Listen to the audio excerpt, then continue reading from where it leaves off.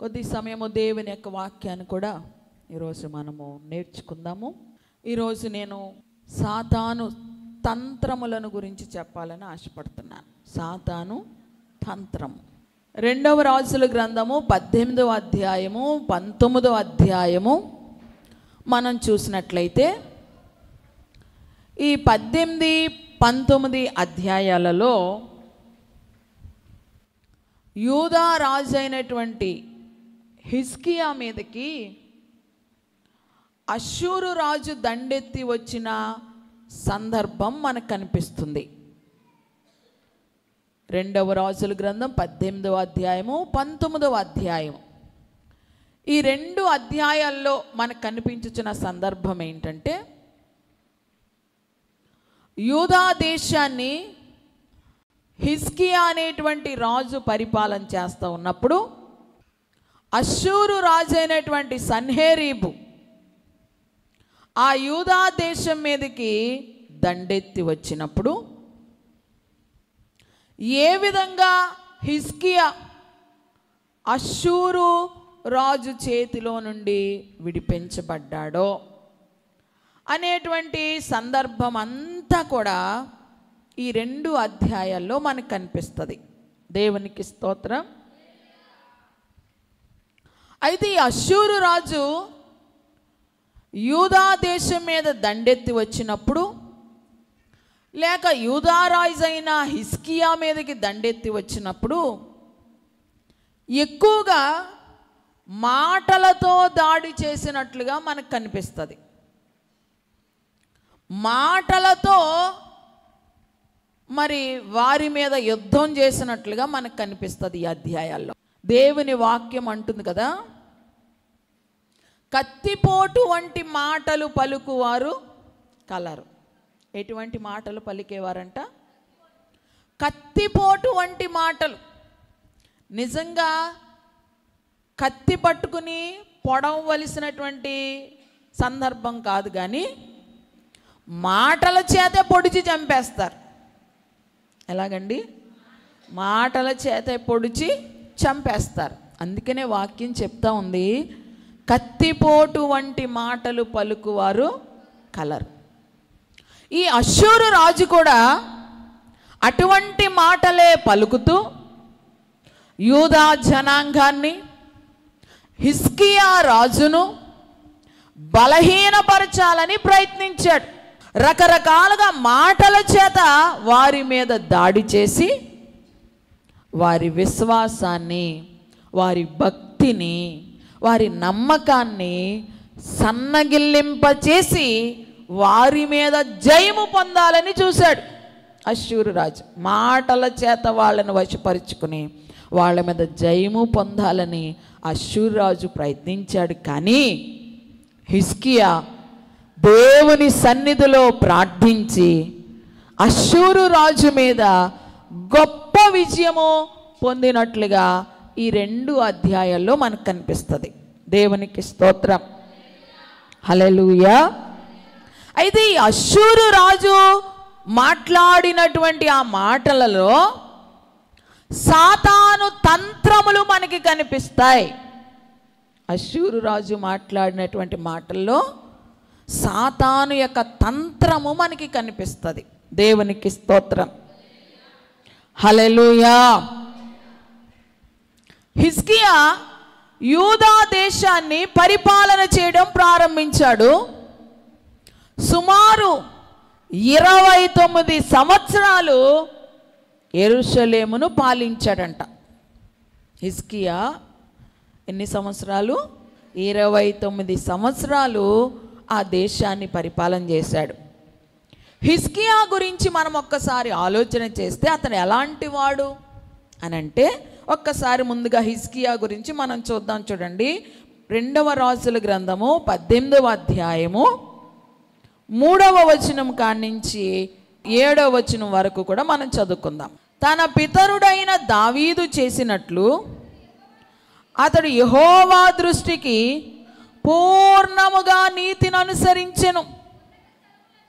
ఉన్నత స్థలములను కొట్టివేసి విగ్రహములను పగలగొట్టి దేవతా స్తంభములను పడగొట్టి మోషే చేసిన ఇత్తడి సర్పమును చిన్న భిన్నములుగా చేసెను. దానికి ఇశ్రాయేలీలు నెహుష్టానను పేరు పెట్టి దానికి ధూపము వేయుచూ ఉండిరి. దేవునికి స్తోత్రం. హిజ్కియా రాజైన వెంటనే చేసిన పని ఏంటంటే, అతడు దావీదు నడిచినట్లుగా దేవుని దృష్టికి యథార్థంగా నడిచాడు. ఎలాగ నడిచాడు అని మనం చూస్తే, రాజైన వెంటనే అతడు చేసిన పని ఏంటంటే, దేవతల యొక్క బలిపీఠాలన్నీ కూడా పడగొట్టేశాడు, విగ్రహాలను పడగొట్టేశాడు, దేవతా స్తంభములను పడగొట్టేశాడు. అప్పటికే ఇశ్రాయేలులంట మోషే ఒక ఇత్తడి సర్పాన్ని చేసి పెట్టాడు కదా, ఆ ఇత్తడి సర్పానికి మరి నెహుష్టాన్ అని పేరు పెట్టి దానికి ధూపాలు వేయడం మొదలెట్టారంటే ఇశ్రాయేలీలు. హల్లెలూయా, హల్లెలూయా. ఛాన్స్ దొరకాలి కానీ ప్రతి దాన్ని పూజించేస్తాం మనం. దేవునికి స్తోత్రం. అది ఇదని లేదు, దేన్నైనా సరే పూజించేస్తాం. ఆ రోజున ఇశ్రాయేలీలు భయంకరమైన శ్రమలో ఉన్నప్పుడు ఆ ఇత్తడి సర్పం వైపు చూస్తేనే కదా బ్రతికాము అని ఇంకా దాన్నే దేవుడిగా చేసేసి దాన్ని పూజించడం, ధూపాలు వేయడం మొదలు పెట్టారంట. కానీ హిజ్కియా రాజు అయిన వెంటనే ఏం చేశాడంట, ఆ ఇత్తడి సర్పాన్ని కూడా తీసి బయట పారేశాడు, పగలగొట్టేశాడు దాన్ని. హల్లెలూయా, హల్లెలూయా. ఆ తర్వాత ఇశ్రాయేలు దేవుడైన యెహోవా యందు అతడు విశ్వాసముంచిన వాడు అని చెప్తా ఉంది. హిజ్కియా ఎవరంట? దేవుడైన యెహోవా యందు విశ్వాసముంచినటువంటి వ్యక్తి. అతని గురించి సాక్ష్యం ఏంటంటే, అతని తరువాత వచ్చిన యూదుల రాజులలోను అతని పూర్వీకులైన రాజులలోను అతనితో సమమైన వాడు ఒకడు కూడా లేడు. అతడు యెహోవాతో హత్తుకుని ఆయన వెంబడించుటలో వెనక తీయక ఆయన మోషేకు ఆజ్ఞాపించిన ఆజ్ఞలన్నిటినీ గైకొనుచుండెను. కావున యెహోవా అతనికి తోడుగా ఉండెను. తాను వెళ్ళిన చోట నెల్లా అతడు జయము పొందెను. అతడు అష్షూరు రాజునకు సేవ చేయకుండా అతని మీద తిరుగుబడెను. దేవునికి స్తోత్రం. ఒక్క మాటలో చెప్పాలి అనంటే, హిజ్కియా దేవుని యందు విశ్వాసం ఉంచినటువంటి వ్యక్తి, దేవుని నమ్మినటువంటి వ్యక్తి, దేవుని యందు భయభక్తులు కలిగి జీవించుచున్నటువంటి వ్యక్తి. అతనికి ముందు చాలామంది రాజులు పరిపాలన చేశారు, అతని తర్వాత కూడా చాలామంది రాజులు పరిపాలన చేశారు.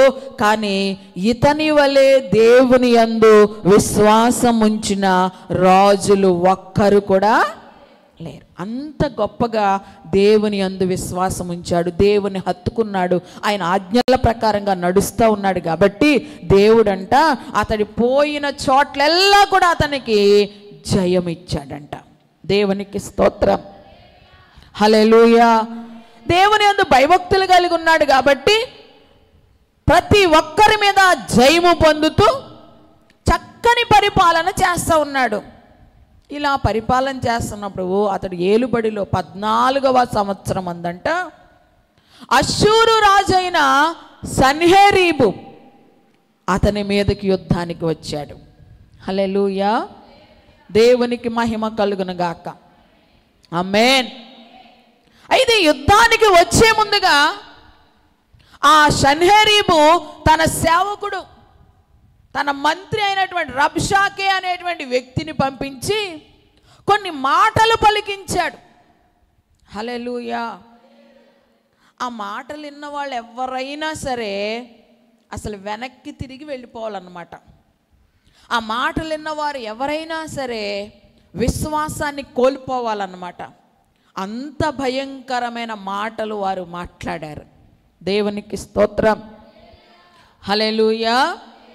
ఆ మాటలు నేను మీకు చెప్తూ అందులో ఉన్న సాతాను తంత్రం ఏంటో ఈరోజు వాక్యంలో నుంచి కొన్ని విషయాలు నేను మీకు చెప్పాలని ఆశపడుతున్నాను. దేవునికి స్తోత్రం. ఈ రోజున మనం ఇక్కడికి వచ్చాము అనంటే మనం కూడా దేవుడు ఏదో మనకి చేస్తాడని వచ్చాం, దేవుని నుంచి ఏదో కార్యము పొందాలని మనం ఇక్కడికి వచ్చాం, ఆయన సహాయాన్ని పొందాలని, ఆయన మీద నమ్మకంతో ఈ స్థలానికి మనం వచ్చాం. అయితే ఆయన సన్నిధికి వచ్చిన మన మీద కూడా ఆ రోజున ఎలాగైతే హిజ్కియా మీద దాడి చేశాడో అష్షూరు రాజు, సాతాను కూడా మన మీద అలాగే దాడి చేస్తా ఉన్నాడు. హల్లెలూయా, హల్లెలూయా. ఇక్కడికి వచ్చి ఆయన సహాయం కొరకు వేచి ఉన్నటువంటి మన మీద కూడా సాతాను అదే విధంగా తంత్రములను ప్రయోగించి మనము కార్యము పొందుకోకుండా చేసేస్తున్నాడు. దేవునికి స్తోత్రం. అయితే హిజ్కియా పరిస్థితులను ఎలా జయించాడో ఈరోజు మనం నేర్చుకుంటున్నాం. జాగ్రత్తగా మన వాక్యాన్ని విని హిజ్కియా వలె మనం కూడా సాతాను తంత్రములను గుర్తించిన వారమై వాటిని జయిస్తే దేవుని నుండి గొప్ప కార్యాలు మనం పొందుకుంటాం. ఆమేన్, హల్లెలూయా. 2 చేతులు పైకెత్తి స్తోత్రాలు చెప్పండి. హల్లెలూయా. సరే, మొదటి తంత్రం ఏంటో మనం చూద్దాము. 2వ రాజుల గ్రంథము 19వ అధ్యాయము 10వ వచనం చదవండి. యూదా రాజుకు హిజ్కియాతో ఇలాగు చెప్పుడి, యెరూషలేము అష్షూరు రాజు చేతికి అప్పగింపబడదని చెప్పి నీవు నమ్ముకొని ఉన్న నీ దేవుని చేత మోసపోకుము. ఇంకా చదువుదాం. ఇదిగో అష్షూరు రాజులు సకల దేశములను బొత్తిగా నశింపజేసిన సంగతి నీకు వినబడినది కదా, నీవు మాత్రం తప్పించుకొందువా? నా పితరులు నిర్మూలన చేసిన గోజాను వారు కానీ, హారాను వారు కానీ, రెజేపులు కానీ, తెలస్సారులో నుండిన ఏదోనీయులు కానీ తమ దేవతల సహాయము వలన తప్పించుకొనిరా. హామాతు రాజు ఏమయ్యను, అర్పాదు రాజు ఏమయ్యను, సెపర్వాయిము, హేనా, ఇవ్వా అను పట్టణముల రాజును ఏమయ్యేరి. దేవునికి స్తోత్రం. హల్లెలూయా. హిజ్కియా రాజుతో అష్షూరు రాజు పలుకుతున్నటువంటి మాటలు ఇవి. ఏమంటున్నాడంటే, హిజ్కియా ఏమో ఎప్పుడైతే యుద్ధానికి వచ్చారో అష్షూరు రాజు చుట్టుముట్టేశాడు దేశాన్ని. చుట్టుముట్టేసినప్పుడు హిజ్కియా దేవుని యందు విశ్వాసం ఉంచిన వాడు కాబట్టి తన జనాంగం అంతటితో చెప్తా ఉన్నాడు, మీరు భయపడొద్దు, దేవుడు మనకి సహాయం చేస్తాడు, దేవుడు మనకి విజయం ఇస్తాడు, ఈ అష్షూరు రాజుని దేవుడు మన చేతికి అప్పగిస్తాడు, మీరందరూ మరి భయపడకుండా ధైర్యంగా ఉండండి అని చెప్పి తన ప్రజలందరినీ ధైర్యపరుచుకున్నాడు.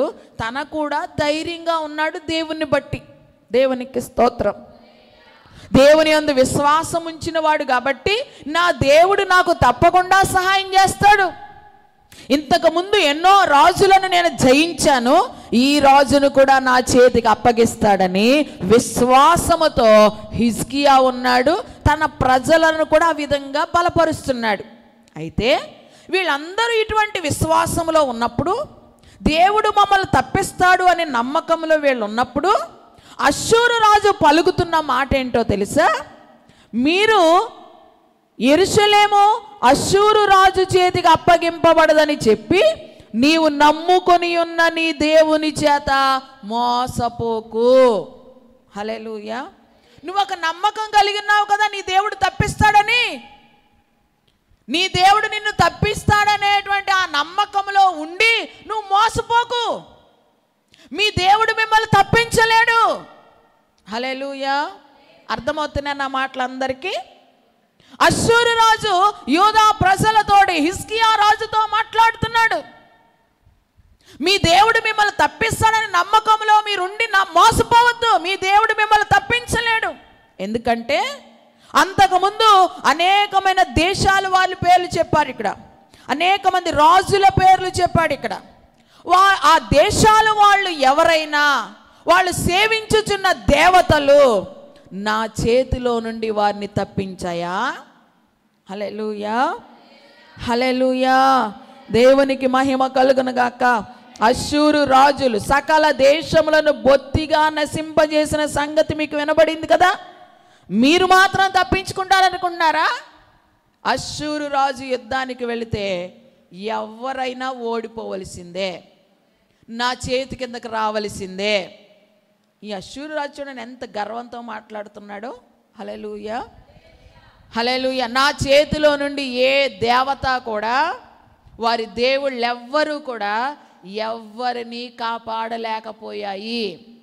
ఇప్పుడు మీరు యెహోవాను నమ్ముకుంటున్నారు కదా, ఆ యెహోవా మిమ్మల్ని కాపాడుతాడు అనుకుంటున్నారా? ఆ యెహోవా కూడా మిమ్ములను నా చేతిలో నుండి తప్పించలేరు అని అంటా ఉన్నాడు అనమాట ఇక్కడ. దేవునికి స్తోత్రం. అర్థమైందా ఈ మాట యొక్క సందర్భం? దేవునికి స్తోత్రం. ఇంకా 18వ అధ్యాయం ఒక్కసారి చూసినట్లయితే మనము 33వ వచనం చదవండి. ఆయా జనముల దేవతలలో ఏదైనను తన దేశమును అష్షూరు రాజు చేతిలో నుండి విడిపించిన హామాతు దేవతలు ఏమాయను, అర్పాదు దేవతలు ఏమాయను, సెపర్వాయిము దేవతలు ఏమాయను, హేనా ఇవ్వా అను వారి దేవతలు ఏమాయను, షోమ్రోను దేశపు దేవత మా చేతిలో నుండి షోమ్రోనును విడిపించిన యెహోవా మా చేతిలో నుండి యెరూషలేమును విడిపించుననుటకు ఆయా దేశముల దేవతలలో ఏదైనను తన దేశమును మా చేతిలో నుండి విడిపించినది కలదా అని చెప్పెను. దేవునికి స్తోత్రం. హల్లెలూయా. ఈ సందర్భం మీ అందరికి అర్థమైందని అనుకుంటున్నాను. అర్థమైందా? అర్థమైతే హల్లెలూయా చెప్పండి ఒక్కసారి. యూదా ప్రజలు హిజ్కియా రాజు ఒక నమ్మకంతో ఉన్నారు. మా దేవుడు మమ్మల్ని తప్పిస్తాడు, ఈ అష్షూరు రాజు చేతిలో నుండి మమ్మల్ని విడిపిస్తాడు అనేటువంటి ఒక నమ్మకము, ఒక విశ్వాసంతో వాళ్ళు ఉంటే, ఈ అష్షూరు రాజు వచ్చి ఏం చెప్తున్నాడంటే వాళ్ళ విశ్వాసాన్ని నీరుగార్చేస్తున్నాడు, వాళ్ళ నమ్మకాన్ని నీరుగార్చేస్తా ఉన్నాడు. మా చేతిలో నుండి ఏ దేవత కూడా ఎవరిని రక్షించలేకపోయింది, మీ దేవుడు కూడా మా చేతిలో నుండి మిమ్మల్ని విడిపించలేడు అని చెప్పి వారు కలిగి ఉన్న విశ్వాసాన్ని నిరుత్సాహపరిచేస్తున్నాడు. దేవునికి స్తోత్రం.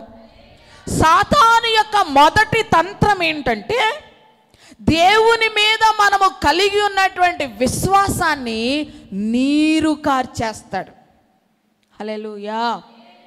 అర్థమైందా? మొదటి తంత్రం, సాతాను యొక్క తంత్రం ఏంటంటే దేవుని మీద మనము కలిగి ఉన్న విశ్వాసాన్ని నీరు కార్చేస్తాడు. విశ్వాసం సన్నగిల్లిపోయేటట్లుగా చేస్తాడు, విశ్వాసములో అనుమానం వచ్చేటట్లుగా చేస్తాడు, విశ్వాసములో సందేహం వచ్చేటట్లుగా చేస్తాడు. దేవునికి స్తోత్రం. హల్లెలూయా. దేవునికి మహిమ కలుగును గాక. ఎందుకంటే దేవుడు మన పట్ల కార్యము చెయ్యాలి అనంటే, దేవుని దగ్గర నుంచి మనం ఏదైనా మేలు పొందుకోవాలి అనంటే దానికి కావలసింది విశ్వాసం. హల్లెలూయా. ఏం కావాలి చెప్పండి? విశ్వాసం కావాలి. మీరు ఇక్కడికి వచ్చారా? ఇక్కడికి వస్తే ఏమీ జరగదు. మీలో ఏముండాలి? విశ్వాసం ఉండాలి, నమ్మకం ఉండాలి. క్రైస్తవ జీవితమే విశ్వాసం మీద ఆధారపడి ఉంది. హల్లెలూయా, హల్లెలూయా. నమ్మడంతోనే అద్భుతాలు మనం చూస్తాం. యేసయ్య చెప్తున్నాడు కదా, నువ్వు నమ్మిన ఎడల నా మహిమను చూస్తావు. ఊరికనే వస్తే ఏం జరగదు. ఇక్కడ వారాలు చేయమన్నారు కదా అని 7 వారాలు వచ్చేస్తే ఏం జరగదు ఇక్కడ. హల్లెలూయా. దేవుడు వారాల్లో కార్యము చేసేవాడు కాదు, ఒక్క నిమిషంలో కార్యం చేసేవాడు. హల్లెలూయా. మరి ఎందుకండి వారాలు రమ్మంటారు అని అంటే, విశ్వాసము లేనివారు వాక్యం వినేటప్పుడు కొంచెం విశ్వాసం వాళ్ళకి వస్తుంది. హల్లెలూయా. వాళ్ళ విశ్వాసాన్ని వృద్ధి పొందింప చేయడానికి వాక్యం వినుట వలన ఏమొస్తుందంట? విశ్వాసం వస్తుంది. కాబట్టి ఈ వారాలలో వాళ్ళు వాక్యం వింటారు, దేవుని మీద వాళ్ళకి విశ్వాసం, నమ్మకం పెరుగుతుంది. తద్వారా వారు దేవుని కార్యం పొందుకునే అవకాశం ఉంటుందని చెప్పి అన్ని వారాలు రమ్మంటాము తప్ప దేవుడు ఒక్క సెకండ్లో కార్యము చేయగలడు. హల్లెలూయా. అయితే ఒక్క సెకండ్లో ఆయన కార్యము చేయాలంటే మనలో ఉండవలసింది ఏంటి అని అంటే విశ్వాసం, దేవుని మీద నమ్మకం ఉండాలి. ఒక రోజున యేసయ్య నడుచుకుంటా వెళుతుంటే ఇద్దరు గుడ్డివారు వచ్చారంట. చూడండి మత్తయి సువార్త 9వ అధ్యాయము 29వ వచనం ఒక్కసారి చూడండి. ఇద్దరు గుడ్డివారు వచ్చారు ఆయన దగ్గరికి. మత్తయి సువార్త 9వ అధ్యాయం 29వ వచనం. నేను ఇది చేయుదునని మీరు నమ్ముచున్నారా అని వారిని అడుగగా వారు నమ్ముచున్నాము ప్రభువా అని చెప్పాడంట. దేవునికి స్తోత్రం. ఇద్దరు గుడ్డివారు వచ్చారంట ఆయన దగ్గరికి. గుడ్డివారు వచ్చినప్పుడు యేసయ్య వాళ్ళని అడుగుతున్న ప్రశ్న ఏంటో తెలుసా? నేను ఇది చెయ్యగలనని మీరు నమ్ముతున్నారా? హల్లెలూయా. ఈరోజు ఇక్కడికి వచ్చిన మిమ్మల్ని కూడా యేసయ్య అడుగుతున్నాడు. ఏదో కార్యం నిమిత్తం వచ్చావు కదా, ఏదో సమస్య తీరాలని వచ్చావు కదా, నీ జీవితంలో ఏదో ఒక అద్భుతం జరగాలని ఇక్కడికి వచ్చావు కదా. దేవుడు అడుగుతున్నాడు, నేను ఆ కార్యము చెయ్యగలనని నమ్ముచున్నారా? హల్లెలూయా. నమ్ముచున్నారా మీరు? దేవునికి స్తోత్రం. హల్లెలూయా. యేసయ్య అక్కడ అడుగుతున్నాడు, గుడ్డువా నేను ఇది చెయ్యగలనని మీరు నమ్ముతున్నారా? వెంటనే గుడ్డివారు ఏమన్నారు? మీకులాగానే నమ్ముచున్నాము ప్రభువా అన్నారు. దేవునికి స్తోత్రం. అడిగితే ఊరికనే చెప్పేస్తాం నమ్ముతున్నాం ప్రభు, నమ్మకం లేకపోతే ఎందుకు వచ్చామండి ఇక్కడికి అంటారు. దేవుని యందు విశ్వాసం లేకపోతే ఎందుకు వచ్చామండి అంటారు. అందరం చెప్తాం నమ్ముతామని. అంటే దేవుడు కార్యం చెయ్యాలి అని అంటే మనలో ఏముండాలి చెప్పండి? నమ్మకం ఉండాలి, విశ్వాసం ఉండాలి. ఎప్పుడైతే వాళ్ళు నమ్ముతున్నాము అని అన్నారో యేసయ్య ఒక మాట అన్నారు అక్కడ, మీ నమ్మిక చొప్పున మీకు కలుగునుగాక. హల్లెలూయా. ఏమన్నారు చెప్పండి? మీ నమ్మిక చొప్పున మీకు కలుగునుగాక. ఈరోజు ఇదే మాట మీతో అంటే, హల్లెలూయా, ఆ యేసయ్య మాట అనగానే వాళ్ళకి ఏమైంది? వారి కన్నులు తెరవబడ్డాయి. దేవునికి స్తోత్రం. హల్లెలూయా. ఆ మాట అనగానే వాళ్ళ కళ్ళు ఎందుకంటే వాళ్ళ నమ్మకం ఉంది. ఇదే మాట మీతో అంటే ఎంతమంది మేలు పొందుకుని వెళ్తారు ఇక్కడ? హల్లెలూయా. మీ నమ్మికను బట్టే కార్యము జరుగుతాయి. మీ నమ్మికను బట్టే దేవుడు అద్భుతాలు చేస్తాడు. ఈరోజు దేవుడు మీతో అంటున్నాడు, మీ నమ్మిక చొప్పున మీకు కలుగునుగాక. మీరు విశ్వసించండి, మీ నమ్మికే అద్భుతములు చేస్తుంది. అదే మాట మనతో అంటే ఎంతమంది కార్యం పొందుకుని వెళ్తామో, అసలు దేవుని మీద మనకు ఎంత నమ్మకం ఉందో అప్పుడు మనకు అర్థమైపోద్ది. దేవునికి స్తోత్రం. ఊరికి నేస్తాం నమ్ముతున్నారంటే నమ్ముతున్నామంటాం, కానీ నీ నమ్మిక చొప్పున నీకు కలుగునుగాక అంటే కార్యము జరుగుతుందా లేదా, మన నమ్మిక ఎంత ఉన్నది అనేది అప్పుడు మనకి బయలుపరచబడుతుంది. దేవునికి స్తోత్రం. హల్లెలూయా. అంటే దేవుడు కార్యము చేయాలనంటే మనలో ఏముండాలి చెప్పండి? నమ్మకం ఉండాలి, విశ్వాసం ఉండాలి. మీరు నమ్ముచున్నారా నేను ఇది చేయగలనని యేసయ్య అడుగుతా ఉన్నాడు. మరొక రోజున యేసయ్య దగ్గరికి యాయీరు అనేటువంటి అధికారి వచ్చాడు. తన కుమార్తె జబ్బు పట్టి ఉంది. జబ్బు పడి మంచాన పడి చావసిద్ధంగా ఉంది. యేసయ్య దగ్గరికి వచ్చి, యేసయ్య నా కుమార్తె చావసిద్ధంగా ఉంది, దయచేసి నువ్వు నా ఇంటికి వచ్చి నా కుమార్తెను బ్రతికించవా అని అడిగినప్పుడు యేసయ్య బయలుదేరదామని అనేలోగా అక్కడ ఇంటి నుంచి కొంతమంది వచ్చారంట. వచ్చి ఆ అధికారితో అంటున్నారంట, నీవు ఇక బోధకుడిని శ్రమ పెట్టవద్దు, కుమార్తె చచ్చిపోయింది అన్నారు. హల్లెలూయా. ఇంకెందుకు బోధకుడిని తీసుకురావడం? ఆల్రెడీ నీ కుమార్తె చచ్చిపోయింది కాబట్టి ఇంకా బోధకుడిని శ్రమ పెట్టవద్దు అని వచ్చిన వాళ్ళు చెప్తా ఉంటుంటే యేసయ్య ఆ వ్యక్తితో, యాయీరు అధికారితో యేసయ్య చెప్పిన మాట ఏంటో తెలుసా? భయపడకు, నమ్మిక మాత్రముంచు. దేవునికి స్తోత్రం. చూడండి, మార్కు సువార్త 5వ అధ్యాయం 36వ వచనం ఒక్కసారి చదవండి. మార్కు సువార్త 5వ అధ్యాయము 36వ వచనం. యేసువారు చెప్పిన మాట లక్ష్య పెట్టక భయపడకము, నమ్మిక మాత్రం ఉంచుమని సమాజ మందిరపు అధికారితో చెప్పాడంట. ఏం చెప్పారు యేసయ్య?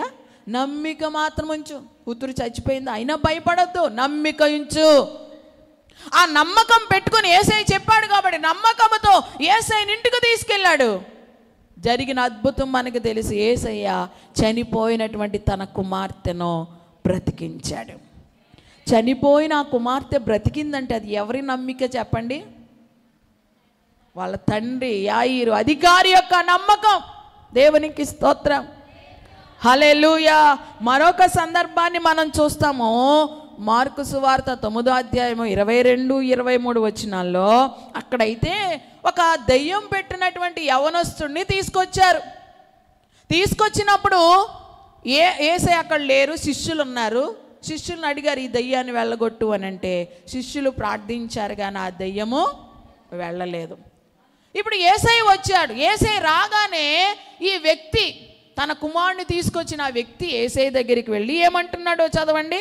అది వాణ్ణి నాశనము చేయవలనని తరచుగా అగ్నిలోను నీళ్లలోను పడద్రోయను. ఏమైనను నీ వలనైతే మా మీద కనికరపడి మాకు సహాయం చేయమంటున్నాడు. ఈ శిష్యుల దగ్గర తీసుకొచ్చాం కానీ ఏమీ చేయలేకపోయారు. నీ వలన ఏమైనా అయితే నా కొడుకును బతికించ అంటున్నాడు. హల్లెలూయా. నీ వలనైతే యేసయ్య వల్ల కాదు అది. హల్లెలూయా. కానీ అతను అంటున్న మాట ఏంటో చూడండి. నీ వలనైతే, నీ శిష్యులైతే ఏమీ చేయలేకపోయారు కానీ నీ వల్ల అయితే నువ్వు కూడా నువ్వైనా ఏదైనా చెయ్యి అన్నట్టుగా అడిగితే యేసయ్య అక్కడ ఏమంటున్నాడో తెలుసా? నమ్ముట నీ వలనైతే నమ్మువానికి సమస్తము సాధ్యమే. హల్లెలూయా. నమ్మడం నీ వంతైతే, నువ్వు నమ్మితే ఏదైనా పొందుకుంటావు. హల్లెలూయా. దేవునికి మహిమ కలుగునుగాక. రక్తస్రావం కలిగినటువంటి స్త్రీ ఒక నమ్మకంతో వచ్చింది యేసయ్య దగ్గరికి. ఏమని? ఆయన వస్త్రపు చెంగు ముట్టుకుంటే చాలు నేను బాగుపడుదునన్న నమ్మకంతో వచ్చింది. హల్లెలూయా. శతాధిపతి తన దాసుడు కొరకు అడగడానికి వచ్చినప్పుడు నువ్వు మాట మాత్రం సెలవిస్తే చాలయ్యా నా దాసుడు బాగుపడతాడు అనే నమ్మకంతో వచ్చాడు. దేవునికి స్తోత్రం. ఆ శతాధిపతికి ఉన్న నమ్మకం ఏంటంటే యేసయ్య వచ్చి నా దాసుడి మీద చెయ్యుంచి ప్రార్థన చేయవసరంలా, ఆయన అక్కడ ఉండి ఒక మాట పలికితే చాలు నా దాసుడు బాగుపడతాడని చెప్పగానే యేసయ్య అంటున్నాడు, ఇశ్రాయేలులో కూడా ఎవరికైనా ఇంత విశ్వాసం ఉన్నట్లుగా నేను చూడలేదని అంటున్నాడు. ఎంత విశ్వాసం చూపడండి ఆ శతాధిపతికి. హల్లెలూయా. దేవునికి మహిమ కలుగునగాక. నేను చెప్తున్న విషయం ఏంటంటే దేవుడు మన పట్ల కార్యము జరిగించాలి అని అంటే మనలో ఉండవలసింది నమ్మకం, మనలో ఉండవలసింది విశ్వాసం. విశ్వాసమే, నీ విశ్వాసమే నిన్ను స్వస్థపరుస్తుంది, నీ విశ్వాసమే నిన్ను విడిపిస్తుంది, నీ విశ్వాసమే నిన్ను రక్షిస్తుంది, నీ విశ్వాసమే నీ జీవితంలో అద్భుతాలు జరిగిస్తుంది. ఆమేన్. హల్లెలూయా. అయితే సాతానుగాడు ఏం చేస్తాడో తెలుసా? ఈ విశ్వాసం వల్లనే కదా మనం కార్యం పొందుకునేది. కాబట్టి ఆ విశ్వాసాన్ని నీరు కార్చేస్తాడు. హల్లెలూయా. దేవునికి మహిమ కలుగునుగాక. మన విశ్వాసం మీద సాతానుగాడు దాడి చేస్తాడు, మన నమ్మకం మీద దాడి చేస్తామంటాడు. ఎప్పటి నుంచి వెళ్తున్నావు నువ్వు యేసయ్య దగ్గరికి, ఏం చేశాడు ఆయన నీకు అంటాడు. హల్లెలూయా. డైరెక్ట్గా రాడు, మనుషుల్లో ఉండి మాట్లాడుతూ ఉంటాడు. దేవునికి స్తోత్రం. ఆయన నమ్ముకున్నావు, నీకు ఏ మేలు జరిగింది, ఏం చేశాడు నీకు ఆయన అని మన విశ్వాసము సన్నగిల్లింపజేసేటువంటి మాటలు మనకి వినబడేటట్లుగా సైతానుడు చేస్తూ ఉంటాడు. దేవునికి స్తోత్రం.